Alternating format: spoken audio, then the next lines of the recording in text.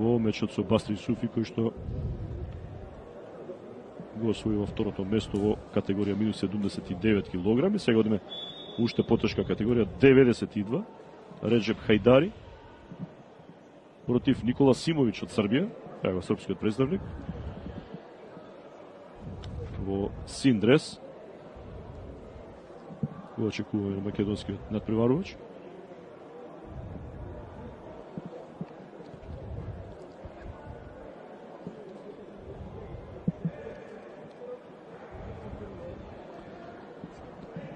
Да, тоа се двајцата борачи кои што се пријавени во оваа категорија, нема претходни настапи. Ова е практично финале. Интересно е што паралелно како се развиваше борењето слободен стил во Македонија, Србија го имаше борењето во грчко-римски стил. И тука немавме мешање обично, имаше обиди и од наша од нивна страна. И тоа се новите правила на Светската федерација, вклучувањето задолжително вклучување на ефективна акција, многу убава на Хајдари. Да, веќе 4 поени освои, меѓутоа она беше чистење. Да, чистење, нешто слично на джудо. Во джудо спортот, да. Има сличности и тука, меѓутоа, нели, различни униформи, различни дресови и така натаму, па и начин на водење на борбата. Да, за 30 на секунди водство 4-0 за Хајдари во дуелот со Симовиќ, кој мора да биде внимателен, иако се вака се чини дека се обидува да има иницијатива, но рековме добро подготвени борачи знаат да го искористат моментот кога противникот ќе тргне и да го навлечат. Убав влез за нога на повторна атракција на Хајдари. Нови 2 поени. Знаете, таму има една ситуација каде што еве и ние би го работеле борењето во грчко-римски стил. Значи тренерите се уште немат навика да го спроведат така како што бидејќи има техники кои се многу блиски и со двата стила. Меѓутоа гледате дека борачот на Србија малце така повисоко стои. Бидејќи тој се надпреварува во грчко-римски стил.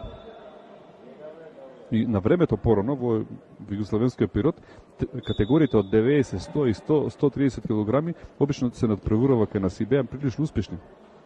Затоа што и во слободен стил и во грчко стил тие се боре од високо. Така, и делуваат и се малку постатично во однос на овие да речеме поситните категории, полесните. Ова беше жестоко, настрада еден од снимателите тука на локалната телевизија или настрада техниката, добро што настрада еден од снимателите. Но е атракција која што само покажува колка е жестината, иако тоа можеби не изгледа така вака на прв момент. И тоа се случи надвор од дозволениот простор за борба. Во желба да ефектуира, можеби требаше поинако да пристапи.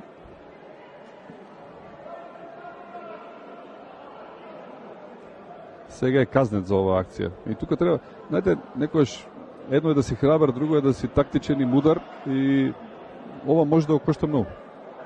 Ако одлучуваш овој поен, да. Значи таа јавна опомена може во една ситуација при изедначени бодови да биде победнички, да, решаваш.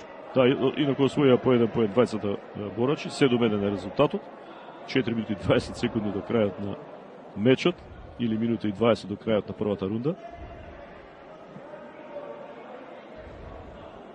Еве колку може да биде опасно кога сте во непосредна близина, иако во борењето ретко се случуваат вакви ситуации до таму да дојде некој од борачите. И еве сега добар влез, го крена противникот, освојува уште 4 поени и завршува. Крај, да.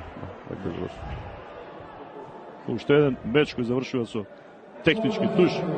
Реджеп Хајдари во дуел со српскиот представник Никола Симовиќ, категорија минус 92 кг. Атрактивно, квалитетно, нема да споменам, во моментов делува некако еден од фаворитите да освои некој од престижните награди, но не само тој. Имаше неколку атрактивни борачи, кои што исто така победија со голем број на поени, со технички туш.